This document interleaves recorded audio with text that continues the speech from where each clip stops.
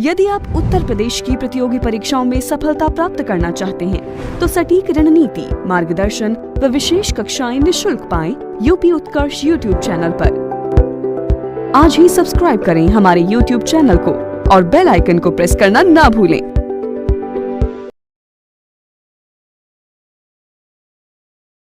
यदि आप उत्तर प्रदेश की प्रतियोगी परीक्षाओं में सफलता प्राप्त करना चाहते हैं, नमस्कार दोस्तों, गुड मॉर्निंग सभी को। क्या हाल चाल है बताइए। और देखो, सबसे पहले तो मैं आज आपको बता देता हूं, आज हम पढ़ने वाले हैं, जैसा कि मैंने कल आपको बताया था क्लास में, कि किशोरावस्था की विशेषताओं को लेकर के कुछ जानकारियां अपने को देखनी है। और मैंने बता दिया था कि रविवार को हम सुबह 8 बजे इसी समय देखने वाले हैं किशोरावस्था की विशेषताओं के संदर्भ में। तो बिल्कुल आप ध्यान से सुनिए, ध्यान से पढ़िए। और सबसे बड़ी बात यह कि आज मैं आपके जो कमेंट्स है उस पर बहुत कम ध्यान देने वाला हूं, क्योंकि हमें आज के इस क्लास के टाइम में ही किशोरावस्था की सभी विशेषताओं को बहुत अच्छी तरह से देखना है, समझने का प्रयास करना। तो आप भी जो है ज्यादातर प्रयास करें कि आपका ध्यान जो है इसी पर हो, जो बातचीत हम कर रहे हैं उसी पर हो, जो विशेषताएं जिनके बारे में हम समझने का प्रयास कर रहे हैं उसी पर गौर करते हुए आपको जो है सीखने का प्रयास करना है, ठीक है। हालांकि बीच बीच में जब भी मुझे लगेगा कि आप लोग जो है किसी प्रकार का कोई जवाब दे रहे हैं, तो मैं बातचीत भी आपसे करता रहूंगा। लेकिन सबसे बड़ा जो ध्यान रखने वाला आज का हमारा पॉइंट्स है वो ये है कि आपको भी पूरे ध्यान से, पूरे मन से केवल और केवल क्लास को देखना है, समझने का प्रयास करना है, जो विषय वस्तु हमारे लिए बहुत महत्वपूर्ण हो सकती है। दोस्तों, मैं आपको बता देता हूं, आज के इस टॉपिक से जो विशेषताएं पढ़ने वाले हैं किशोरावस्था की विशेषताओं को लेकर के, यहां से निश्चित रूप से परीक्षा के अंदर हर बार प्रश्न आता रहा है, सुनिश्चित रूप से हर बार परीक्षा में प्रश्न आता रहा और लगभग हर परीक्षा में प्रश्न आता है। अध्यापक पात्रता परीक्षा, चाहे वो राजस्थान से जुड़ी हुई हो, चाहे एमपी हो, चाहे यूपी हो, चाहे हरियाणा हो या सीटेट हो, यहां से जरूर कोई ना कोई प्रश्न आता ही रहता है, ठीक है। तो दोस्तों, शुरुआत करते हैं यहां पर हम इस बिंदु को लेकर के, आज जो आपके सामने है साइकोलॉजी में या हम कहें बाल विकास में किशोरावस्था की विशेषताओं को लेकर के। किशोरावस्था की कुछ विशेष विशेषताएं होती है जो अपने आप में बहुत ही महत्वपूर्ण होती है, ठीक है। उन विशेषताओं को लेकर के हम बात करते हैं यहाँ पर।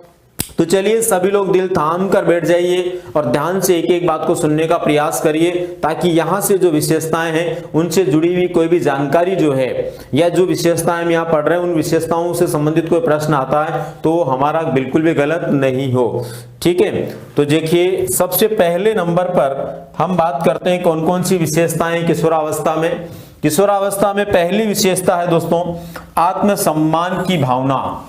आत्मसम्मान की भावना का मतलब क्या होता है? आत्मसम्मान की भावना किसे कहते हैं? जब भी एक किशोरावस्था का व्यक्ति होता है, वो किशोरावस्था का व्यक्ति जो है आत्मसम्मान की भावना को लेकर के, आत्मसम्मान की भावना को लेकर के सोचता है, तो वो क्या है, किस तरह से आत्मसम्मान की भावना होती है? दरअसल किशोरावस्था के लोग ये सोचते हैं कि हम बड़े हो गए हैं और अब घर परिवार के अंदर हमारा भी क्या होना चाहिए? रेस्पेक्ट होना चाहिए, हमारा भी सम्मान होना चाहिए। उनके मन और मस्तिष्क के अंदर ये बात आने लगती है और ऐसी स्थिति के अंदर वो चाहते हैं कि समय समय पर घर वाले कोई भी काम हो, कोई भी व्यवहार हो, कोई भी बातचीत हो, उसके अंदर क्या करें? उनकी बात माने, उनकी सलाह माने, उनके द्वारा दी गई सलाह के ऊपर अमल करें, ठीक है। देखो, बहुत सारे लोगों ने लिख भी दिया है, दुर्गा दास ने लिख दिया है, कीर्ति ने लिखा है, मनोज ने लिखा है, दिनेश ने भी इसके बारे में लिख दिया है, शैलेश ने लिखा है, ठीक है। और बहुत सारे लोग इसको लेकर के लिख रहे हैं बार बार कि इसका मतलब क्या होता है। तो शायद आप समझ गए होंगे दोस्तों, इसका मतलब क्या होता है? किशोरावस्था के लोग जो हैं स्वयं के सम्मान को लेकर के, स्वयं के सम्मान को लेकर के सोचना शुरू कर देते हैं। और स्वयं के सम्मान को लेकर जब सोचना शुरू कर देते हैं तो वो अपने आप में, उनके मन और मस्तिष्क में ऐसा भाव आता है कि हम भी घर परिवार में अपनी कोई अहमियत रखते हैं। तो दोस्तों, किशोरावस्था में खुद के प्रति सम्मान की भावना पैदा होना, ये विशेष प्रकार की विशेषता पाई जाती है, क्योंकि उनके अंदर क्या आ जाती है? परिपक्वता आ जाती है। तो परिपक्व होने के बाद में वो अपने आत्मसम्मान के बारे में सोचना शुरू कर देते हैं। दूसरी इसके अंदर है आर्थिक सुरक्षा की भावना। आर्थिक सुरक्षा की भावना का मतलब होता है दोस्तों, किशोर अवस्था में आते आते किशोर किशोरी के सामने एक सबसे बड़ी जो बात आती है, सबसे बड़ी जो विशेष प्रकार की जो है परिस्थिति आती है, वो क्या आती है, उनको ये समझ में आने लग जाता है कि अब हमें भी बड़े हो गए हैं तो कोई न कोई किसी प्रकार का रोजगार जो है वो चुनना पड़ेगा, किसी न किसी रोजगार की दिशा में हमें आगे बढ़ना पड़ेगा, अपने आप को आर्थिक रूप से सुरक्षित करना पड़ेगा, यानी खुद के प्रति आर्थिक सुरक्षा को लेकर के उसमें भाव पैदा होने लग जाते हैं। और यही वजह होती है कि किशोरावस्था जो होती है उसके अंदर किशोर किशोरी अपने व्यवसाय या रोजगार के चुनाव की तरफ भी अपना विचार करने लगते हैं। और जब वो अपने रोजगार व्यवसाय के तरफ चुनाव करने लगते हैं तो इसका मतलब क्या होता है, इसका मतलब होता है कि उनके मन में किसकी सुरक्षा की भावना पैदा हो रही है, आर्थिक सुरक्षा की, यानी अपने आप की भविष्य को लेकर के जब चिंताएं होने लगती है, भविष्य को लेकर आर्थिक सुरक्षा की जो है विशेष प्रकार की जानकारियां मस्तिष्क में उनके आने लगती है, वो उसको लेकर सकारात्मक सोचने लगते हैं, तो वो अपने आप में क्या होती है, आर्थिक सुरक्षा की भावना होती है। यानी स्वयं के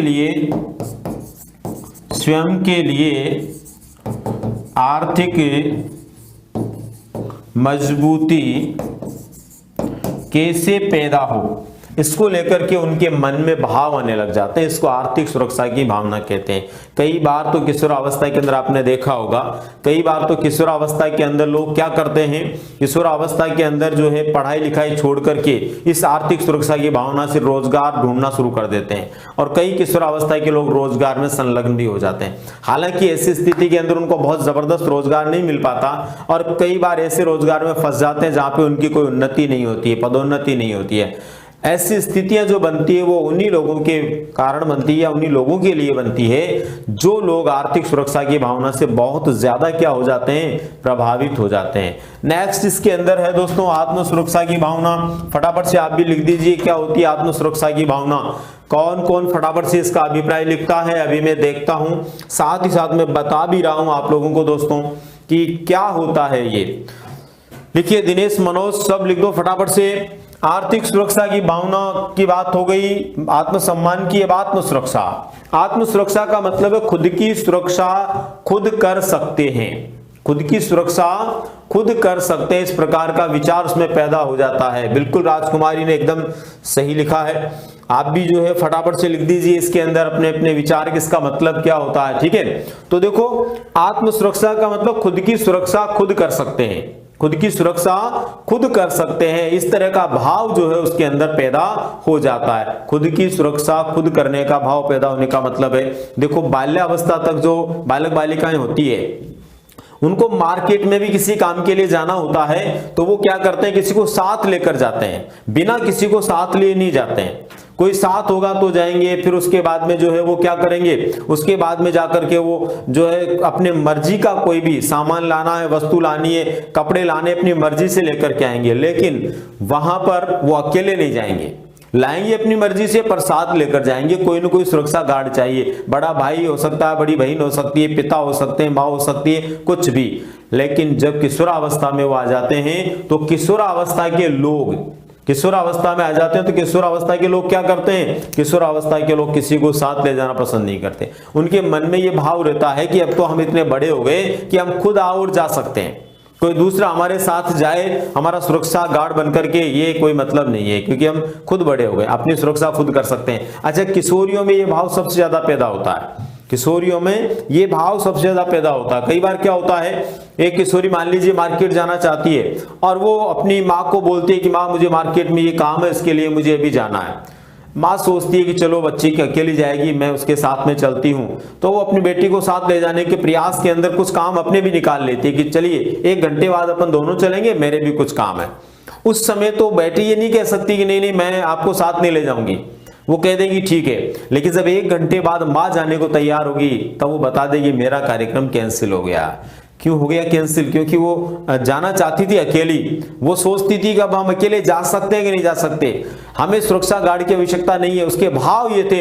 ऐसी स्थिति के अंदर परिणाम क्या निकला, ऐसी स्थिति के अंदर परिणाम ये निकला कि वे किसी भी सूरत के अंदर उस बात को जानने के लिए, उस बात को समझने के लिए तैयार नहीं होते कि घर वाले जो है उनके बारे में ये सोचते हैं कभी ये बच्चे हैं, वो तो ये सोचते हैं कि हम बड़े हो गए, अब हमें जो है किसी की परवाह करने की आवश्यकता नहीं है। और ये सोच करके फिर वो क्या करते हैं, खुद जाना पसंद करेंगे। माँ को मना कर देगी, बोले नहीं नहीं मेरा कार्यक्रम कैंसिल।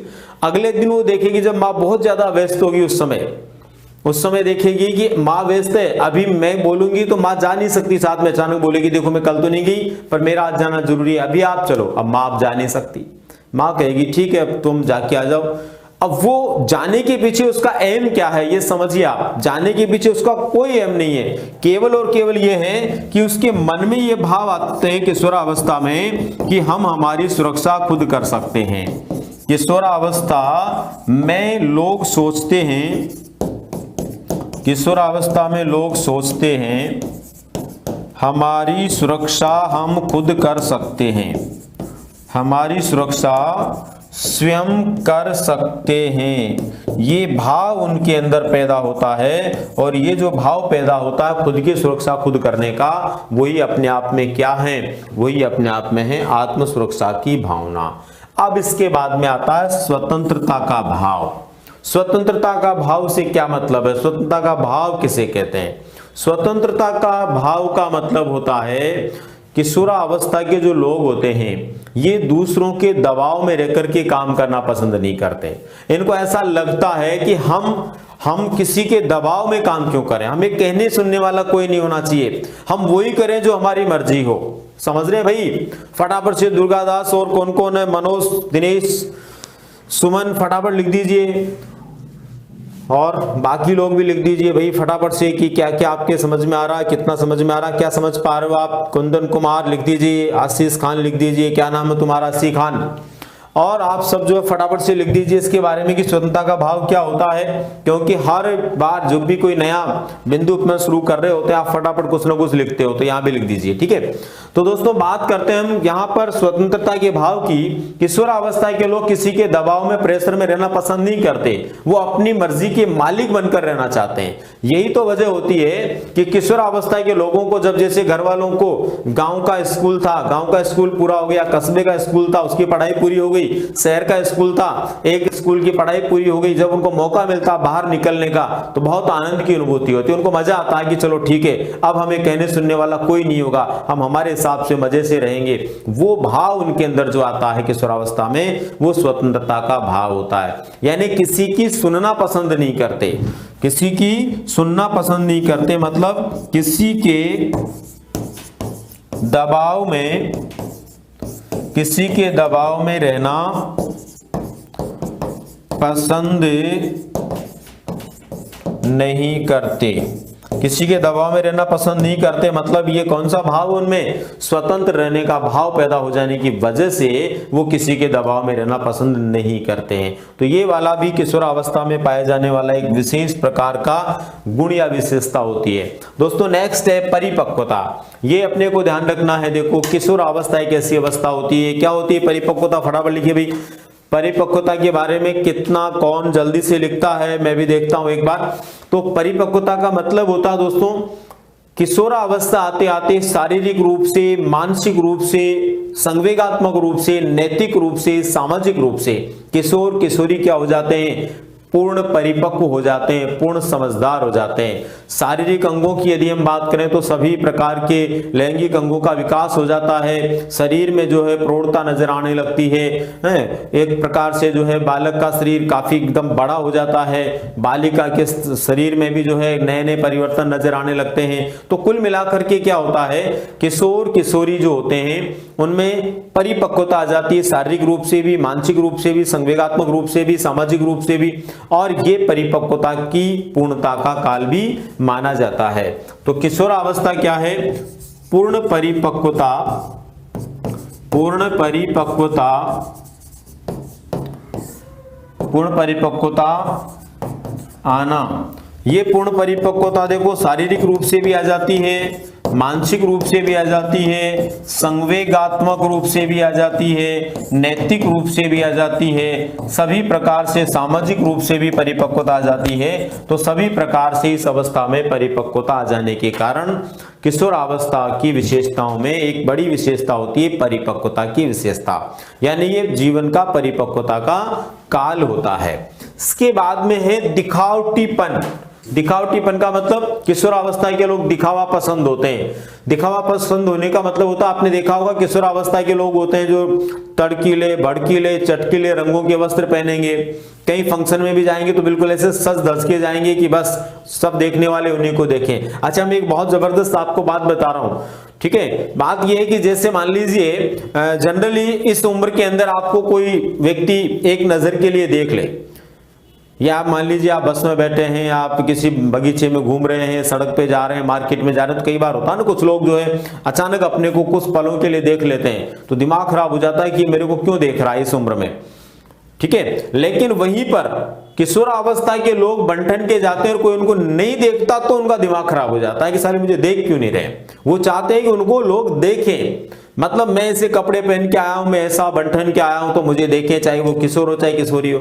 और अक्सर आदत भी होती है, वो आपस में एक दूसरे से पूछेंगे बता मैं कैसा लग रहा हूं और बता मैं कैसी लग रही हूं, ठीक है ना। तो वो पूछना लग रहा हूं, लग रही हूं, क्या ये दिखावटीपन है। तो किशोरावस्था एक ऐसी अवस्था होती है जिसमें किशोर किशोरी के अंदर दिखावा पसंद होने की विशेषताएं पाई जाती है, अपने आप को दिखाना चाहते हैं कितना सुंदर है। अच्छा, एक और बता देता हूं, जितने भी सौंदर्य प्रसाधन की कंपनियां चलती है ना, रंग गोरा करने वाली, ठीक है, इसके अलावा जो है और बहुत सारी इस तरह की जो होती है जिनमें सुंदरता नजर आती है, शरीर का डील डोल कमजोर है तो उसके लिए जो है थोड़ी मजबूती वाली, ठीक है, कमजोर शरीर है, पतला शरीर है तो मोटा होने वाली, बहुत सारी दवाइयां आती है, बहुत सारे सौंदर्य प्रसाधन की सामग्रियां आती है। ये ज्यादातर कंपनियां किशोरों के पीछे ही चलती है क्योंकि इन्हीं लोगों में ये क्रेज रहता है कि हम कैसे दिख रहे हैं और हमें कैसे दिखना चाहिए। तो ये किसकी वजह से होता है, इनमें जो दिखावटीपन का गुण पैदा होता है उसकी वजह से होता है। तो ये आयु जो होती है वो दिखावा पसंद होती है, दिखावा पसंद होती है, और दिखावा पसंद होने से चटकीले वस्त्र पहनना पसंद करते हैं। चटकीले वस्त्र पहनने का मतलब ऐसे जो तड़क भड़क वाले जो कपड़े होते हैं वे कपड़े पहनना पसंद करेंगे और मतलब अपने आप को जो है बंठन के रखने का प्रयास करेंगे। ये अपने को कॉमन सेंस में ध्यान रखने। बहुत सारे लोग देखो बहुत जबरदस्त तरीके से हंस भी रहे, कोई तालियां बजा रहा है इसके लिए कि क्या ऐसा होता, तो ये सच में होता है इस उम्र में। ये वो उम्र होती है जिसके अंदर आपके साथ भी ऐसा हुआ होगा, पक्का आप लोगों ने भी ऐसा किया होगा निश्चित रूप से, ठीक है। चलिए इसके बाद में बात आती है सेवा की भावना। देखो किशोरावस्था जो होती है उसमें सेवा की भावना पाई जाती है।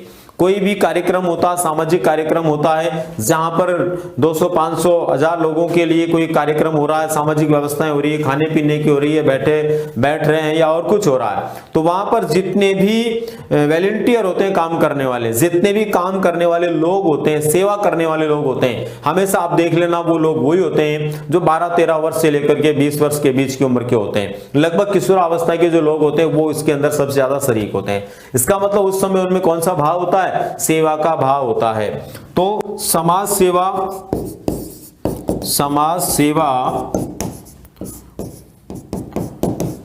ऑब्लिक सामाजिक कार्य, समाज सेवा ऑब्लिक सामाजिक कार्य करने में विशेष रुचि लेते हैं, विशेष रुचि लेते हैं। सामाजिक कार्य करने में या सेवा से संबंधित कार्य करने में ये जो लोग होते हैं किशोरावस्था के, ये विशेष प्रकार की रुचि लेते हैं। इसके बाद में देखो वीर पूजा। वीर पूजा का मतलब क्या होता है, वीर पूजा किसे कहते हैं? वीर पूजा का मतलब होता है विशेष रूप से एक ऐसा भाव, विशेष रूप से एक ऐसा भाव जिसके अंदर किशोर किशोरी के अंदर आदर्श मानने के गुण पैदा हो जाते हैं। वीर पूजा का अर्थ क्या है? आदर्श मानने का गुण।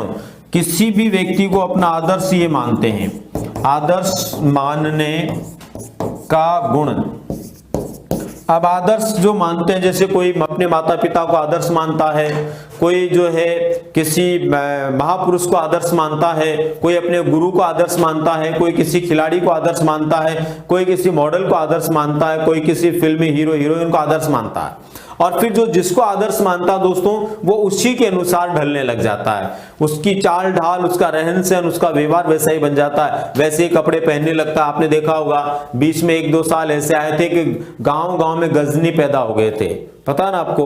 तो वो गजनी जो पैदा हुए क्यों हुए, आपको सबको पता है। उस फिल्म के कारण, उसके किरदार को देखकर लोगों ने जो है इस तरह का अपना जो है बालों का हुलिया बना लिया था, बहुत लोगों ने। ऐसे ही बहुत सारे लोग होते हैं, कोई किसको पसंद करता है, कोई किसको पसंद करता है, जिसको पसंद करता है उसके अनुसार कपड़े पहनना, उसके अनुसार बोलना, उसके साथ अनुसार चलना, ये उनमें व्यवहार पैदा हो जाता है। अच्छा, इसको वीर पूजा नाम इसलिए दिया गया है कि जो व्यक्ति जिसको अपना आदर्श मानता है उसको भगवान की तरह पूजने लग जाता है। और बहुत सारे लोग, बहुत सारे किशोरावस्था के लोग, बहुत सारे बालक तो इतने जबरदस्त तरीके से आदर्श मानते हैं कि अपने पूजा घर के आसपास उसका फोटो लगा देंगे, और जिसको आदर्श मानते हैं भगवान के साथ साथ उसकी भी 2 बार अगरबत्ती घुमा देंगे। किस किस ने किया, आप में से फटाफट लिखो, देखें अभी पता लगेगा। दुर्गादास फटाफट लिखो भाई, तुमने तो जरूर किया होगा। तो चलिए, जिस जिसने ऐसा किया वो फटाफट से बताएं कि कौन कौन इस तरह से करता, अपने आदर्श के नाम की अगरबत्ती लगाते हैं। अच्छा, मैं कई बार देखता हूं बहुत सारे विद्यार्थी जो है ऐसे मतलब फोटो खींच के भेजते हैं क्लास की और उनकी, और भेजते हैं कि देखो गुरुजी मेरा जो यहाँ मुख्य स्थान है वहां पर मैंने यहाँ फोटो लगा रखी है। तो भाई वो क्या है उनका, वो वीर पूजा का भाव ही तो है, लेकिन वो भाव उस समय आया जब वो थोड़े बाहर निकल गए किशोरावस्था के, तब थोड़ी परिपक्वता उनमें आ गई। लेकिन किशोरावस्था और भी ज्यादा प्रबल तरीके से इस भाव को मानती है, और ज्यादा प्रबल तरीके से वो जो अपने आदर्श को भगवान के रूप में पूजते हैं। ठीक है, तो ध्यान रखना अपने को दोस्तों, वीर पूजा क्या होती है, सरल शब्दों में ध्यान रखना, किसी को आदर्श मानना। पुराने समय में लोग महापुरुषों को, माता पिता को और गुरु को आदर्श मानते थे। अब आज के जमाने में ये लद गए, इस तरह के जो लोग हैं उनको कम आदर्श मानते हैं। आजकल तो फिल्मी हीरो हीरोइन खिलाड़ी उनके आदर्श होते हैं। आप में भी सबके अपना अपना आदर्श होगा। फटाफट से कौन कौन लिखता देखिए, लिख दीजिए किसका आदर्श क्या है, मुझे पता लगेगा। अभी मैं एक एक का बताता भी हूं कि कौन किसको अपना आदर्श मानता है। ठीक है, चलिए आगे दोस्तों, इसके अंदर है दीवा स्वप्न। दीवा स्वप्न भी किशोरावस्था की बहुत बड़ी विशेषता होती है। दीवा स्वप्न का मतलब होता है, दीवा स्वप्न का मतलब क्या होता है भाई, कल्पना करना, और वो भी कोरी कल्पना करना। किशोरावस्था की एक सबसे बड़ी विशेषता होती है कोरी कल्पना करना। मन के लड्डू फीके क्यों, सुना होगा आपने, मन से कोई लड्डू बनाता हो तो फीके क्यों बनाएगा, खूब उसमें मीठा डाल देगा, उसका क्या लग रहा भाई मन से बनाने में। ठीक है, तो ऐसी स्थिति मन के लड्डू फीके क्यों वाली जो बात होती है ना, उसको बोलते हैं दीवा स्वप्न, कोरी कल्पना करना। आपने देखा होगा 10वीं 12वीं 8वीं परीक्षा के बच्चे जब बोर्ड परीक्षा पास करके निकलते हैं, अच्छे अंकों से निकलते हैं, तो वो सब किशोरावस्था के होते हैं। उनको कोई पूछता है कि आगे चलकर क्या बनोगे, तो वो बताते हैं हम आगे चलकर क्या बनेंगे, आगे चल के हम जो है कलेक्टर बनेंगे। कोई डॉक्टर बनता है, कोई कलेक्टर बनता है, कोई इंजीनियर बनता है, मतलब छोटा मोटा तो कोई बनता ही नहीं है, बड़ा ही बनता है कोई, जबकि उनको पता नहीं है कि आगे चलने के बाद में जो है भी कितने पापड़ बेलने पड़ेंगे तब जाकर के हम उस मुकाम पर पहुंचेंगे। लेकिन उसको लगता है उस समय कि हम कुछ भी कर सकते हैं। अच्छा, घर वाले भी कहते हैं ना किशोरावस्था के लोगों को कि भाई कुछ पढ़ लो, कर लो, ये कर लो, वो कर लो, आगे चल के क्या करोगे, तुमको जवाब देते हैं, तुम्हें क्या पता है, हम तो पता नहीं क्या क्या करने वाले हैं और हम ऐसा कर लेंगे, वैसा कर लेंगे। अच्छा, कई किशोर किशोरी तो इतने एक्सपर्ट होते हैं कि अपने घर वालों को भी इतना बड़ा जो है झटका दे देते हैं कि घर वाले दंग रह जाते हैं कि यार इसका दिमाग बहुत चल रहा है, तो पता नहीं कहां पहुंच जाएगा। लेकिन बाद में पता चलता है कि वो बस झटका केवल किससे दिया था, कल्पना से दिया था, सच में उसको लेकर के उसके पास में कुछ नहीं है। तो ऐसा होता है दोस्तों, उसको बोलते हैं दीवा स्वप्न, कोरी कल्पना करना, कोरी कल्पना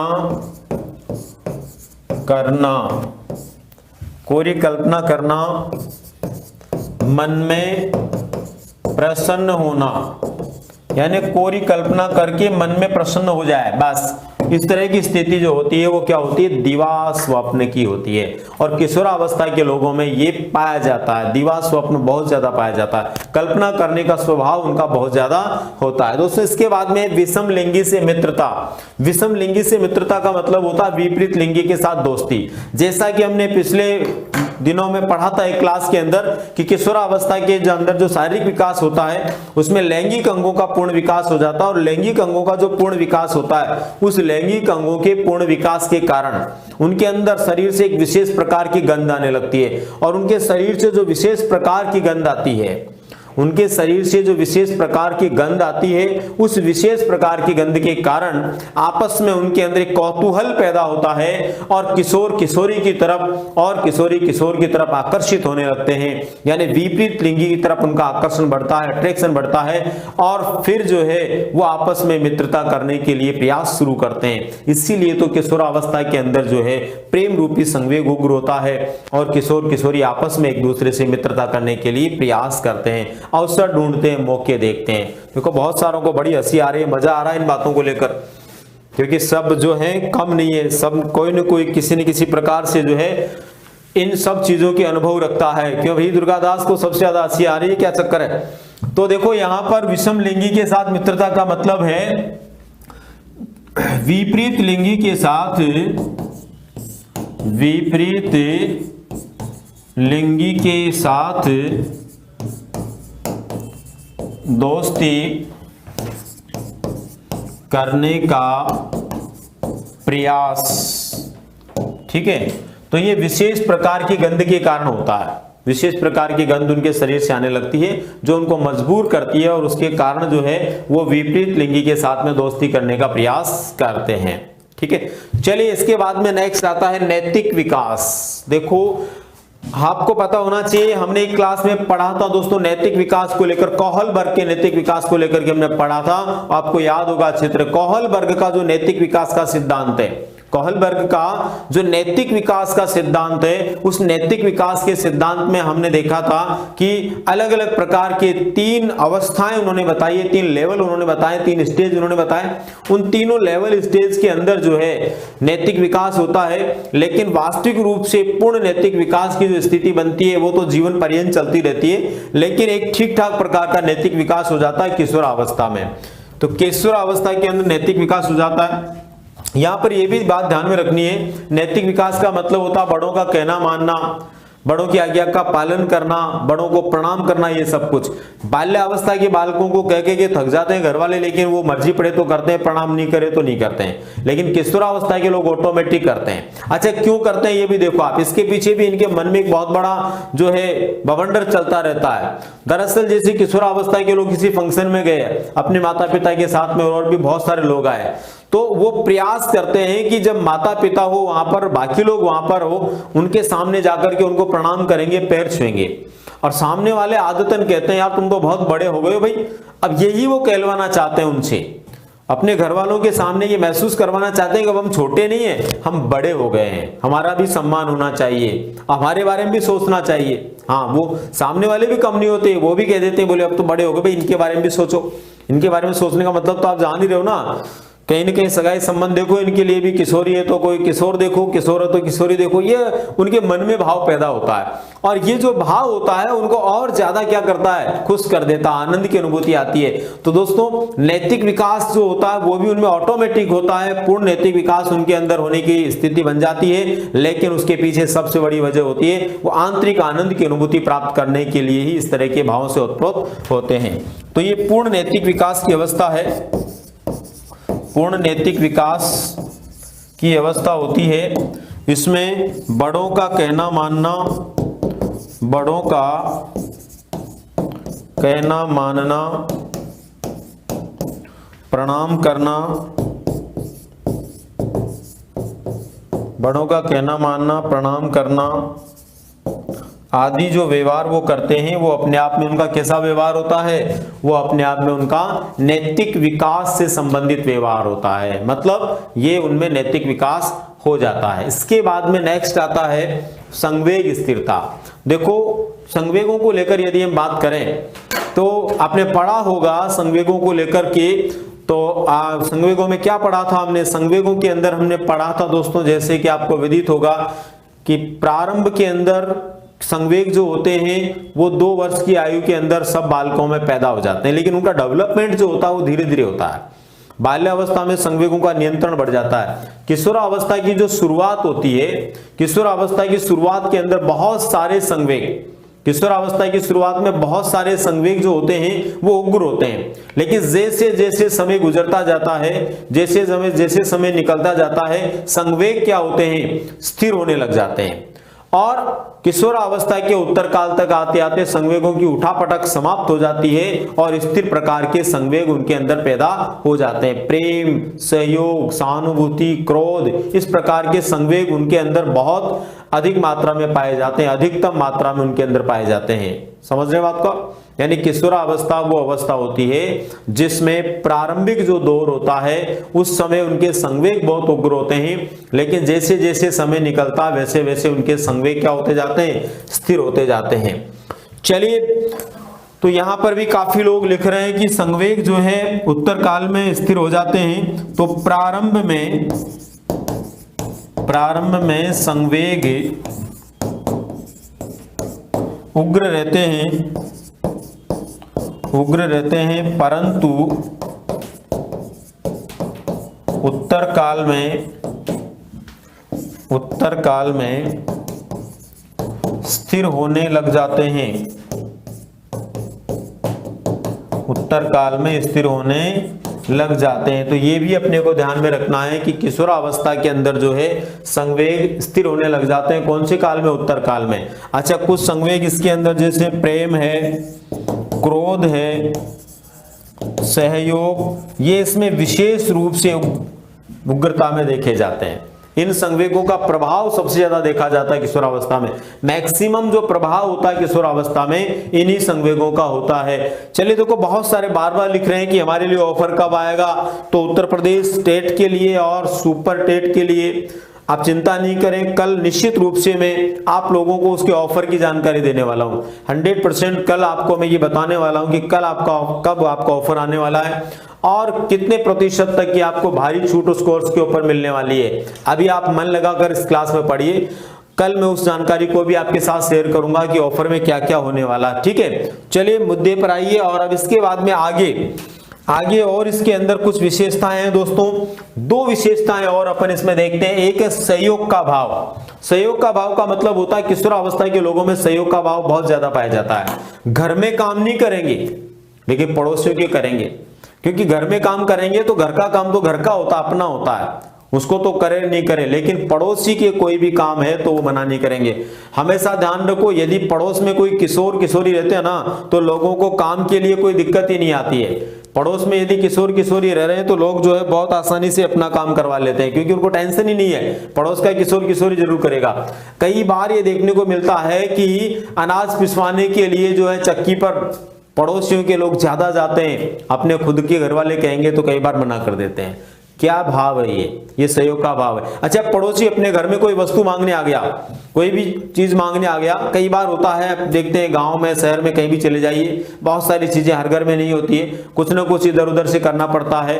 तो ऐसी स्थिति के अंदर जो है उस अन्योन्यता के समय में एक व्यक्ति कुछ मांगने आया घर में, उसमें किशोर किशोरी भी उस परिवार में, अब मना कर दिया, घर वाले बोले हमारे तो नहीं है, और उस किशोर किशोरी को पता है कि पक्का उनके घर में वो सामान है, तो वो जाने के बाद नाराज हो जाएंगे, बोले क्यों मना किया, जब अपने घर में था तो आपको देना चाहिए था। कहने का मतलब उनको ऐसा लगता है कि था और दिया क्यों नहीं, उनकी मदद क्यों नहीं की, ये उनको बहुत बुरा लगता है। तो दोस्तों ध्यान रखने वाली बात है, किशोर अवस्था के लोग जो होते हैं, किशोर अवस्था के जो लोग होते हैं वो हमेशा प्रयास करते हैं किस बात का प्रयास करते हैं, इस बात का प्रयास करते हैं कि दूसरों की हमेशा मदद करनी चाहिए, सहयोग करनी चाहिए, है ना। तो सहयोग का भाव इनमें सबसे ज्यादा पाया जाता है। दूसरों की मदद का भाव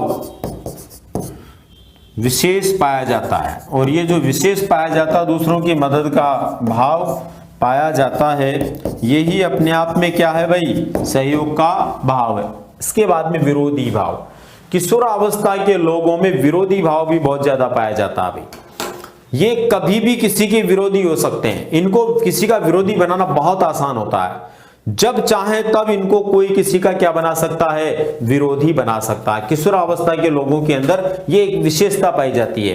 यानी कि इन आपने देखा होगा बहुत सारे जो ऐसे संगठन होते हैं जिनका संबंध ही गलत कार्य करने से होता है, आतंक से होता है, ऐसे संगठनों के अंदर उन्हीं लोगों को सब ज्यादा भर्ती करते हैं जो किशोरावस्था के होते हैं, ताकि उनको आसानी से डाइवर्ट किया जा सके, उनके कान भरे जा सके, उनको किसी भी दिशा में मोड़ा जा सके।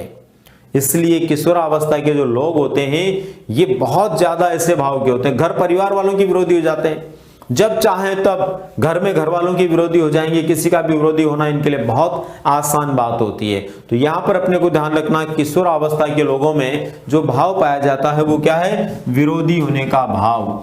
तो ये लोग कभी भी किसी भी परिस्थिति के समय एक दूसरे के विरोधी बन जाते हैं। मतलब ये ज्यादा सोचते समझते नहीं है। जैसे कि आपने सुना होगा एक विचार इनके बारे में कि किशोरावस्था के लोग वर्तमान की शक्ति और भविष्य की आशा प्रस्तुत करते हैं। किशोरावस्था के लोग वर्तमान की शक्ति और भविष्य की आशा प्रस्तुत करते हैं। क्रॉ एंड क्रो ने कहा, क्लाइन है, इसको लेकर के आप समझें। क्रॉ एंड क्रो का विचार है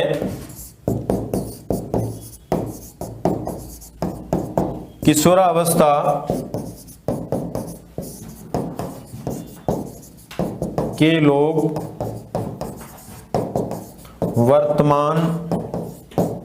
किशोरावस्था के लोग वर्तमान की शक्ति एवं भविष्य की आशा प्रस्तुत करते हैं। तो यहां इसका मतलब क्या है, देखो आप, किशोरावस्था के लोग वर्तमान की शक्ति और भविष्य की आशा प्रस्तुत करते हैं। वर्तमान की पावर, घर के अंदर कोई भी मेहनत का काम होगा, कोई भी परिश्रम का काम होगा तो सबसे पहले किसको देगा, किशोरावस्था के व्यक्तियों को काम मिलेगा।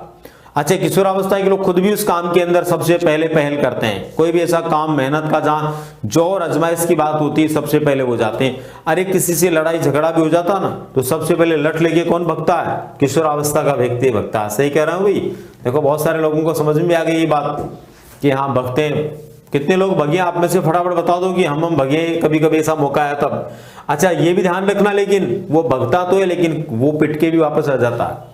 यानी सबसे पहले लठ लेके भी वही भगेगा और ये उसको पता भी नहीं होता है कि वो वापस पिट करके उसको घर आना पड़ेगा। उसको कोई भय नहीं है, लेकिन वो जाएगा। क्यों जाएगा, क्योंकि उस समय उसमें क्या होता है, जोश होता है, एक पावर होती है, एक जुनून होती है। तो किशोरावस्था के लोग वर्तमान की शक्ति होते हैं, ठीक है, और भविष्य की आशा प्रस्तुत करते हैं। भविष्य की आशा प्रस्तुत करने का मतलब होता है किशोरावस्था के लोगों के बारे में घर वाले समझने लग जाते हैं, विचार करने लग जाते हैं, सोचने लग जाते हैं कि भाई अब तो ये बड़े होने वाले हैं। अगर किशोर है तो बड़ा होकर घर के अंदर जो आर्थिक व्यवस्था में मदद करेगा, अब सहयोग करेगा, ये करेगा, वो करेगा। अगर किशोरी है तो नए परिवार के साथ रिश्ते बनेंगे, नए लोगों के साथ मेलजोल होगा। मतलब कुल मिलाकर के किशोरावस्था के जो लोग होते हैं किसी न किसी प्रकार से आपस में ऐसी कई प्रकार की विशेषताओं को प्रकट करने लग जाते हैं, जिन विशेषताओं के आधार पर जो है किशोरावस्था के लोगों की पहचान बिल्कुल अलग तरह की हो जाती है। हमने लगभग 14-15 प्रकार की विशेषताओं के बारे में बातचीत की। यहाँ पर ये वो विशेषताएं दोस्तों जहां से परीक्षा में प्रश्न आते रहते हैं, कई बार इनसे जुड़ी हुई विशेषताएं पूछते हैं। हालांकि यहाँ से आने वाला प्रश्न हमेशा इस तरह का आता है कि ये विशेषताएं कौन सी अवस्था में पाई जाती है। विशेषता का नाम दे देंगे और फिर उसके बाद में पूछेंगे कौन सी अवस्था की विशेषता है, या फिर किशोरावस्था देकर के ऊपर फिर पूछ लेंगे निम्न में से कौन सी विशेषता किशोरावस्था की है अथवा नहीं है। तो अगर अपने को ये 14-15 विशेषताएं पता है तो आने वाली परीक्षा का प्रश्न हमारा क्या होगा, 100% सही हो जाएगा। और अगर हमने इनको ध्यान में नहीं रखा तो फिर हमें यहाँ पर दिक्कत हो सकती है। तो चलिए दोस्तों, बहुत अच्छे तरीके से जो है इनको लेकर के हमने बातचीत की, आपने भी समझने का प्रयास किया होगा। अच्छा, इसी के साथ में जो है काफी लोग बार बार वही बात रिपीट कर रहे हैं, तो मैं आपको बार बार बता रहा हूं कि कल सुबह मैं उस ऑफर के लिए बताने वाला हूं निश्चित रूप से, कब से आने वाला है और कितने का आने वाला है, ठीक है। यहां पर आज आपको केवल और केवल इस बात का ध्यान रखना है कि जो पिछला हमारा छूटा हुआ टॉपिक था, छूटा हुआ बिंदु था, उसको लेकर के हमने बातचीत की आज। यानी जो पिछला हमारा टॉपिक था, पिछला हमारा बिंदु था, उसको लेकर के हमने बातचीत किए और उसके अंदर हमने किशोरावस्था की विशेषताओं को लेकर के ये संपूर्ण चर्चाएं किए। आप लोगों को अच्छी तरह से इनको समझना है। बहुत लोगों को समझ में भी आ गया होगा, काफी लोग लिख भी रहे हैं कि हमारे समझ में आ रहा है। एक बात और मैं आपको यहाँ पर बता देना चाहता हूं दोस्तों कि हमने पिछले कुछ दिनों से बाल विकास को लेकर के जो टॉपिक्स पढ़े हैं, जिनमें बहुत सारे छोटे बड़े टॉपिकों को लेकर हमने छोटे छोटे टॉपिकों के माध्यम से बात की है, और मैं जहां तक मानता हूं कि हम काफी कुछ जो है थोड़े थोड़े समय के अंदर बात करते हुए भी काफी कुछ चीजें पढ़ चुके हैं, काफी जानकारी हम ले चुके हैं।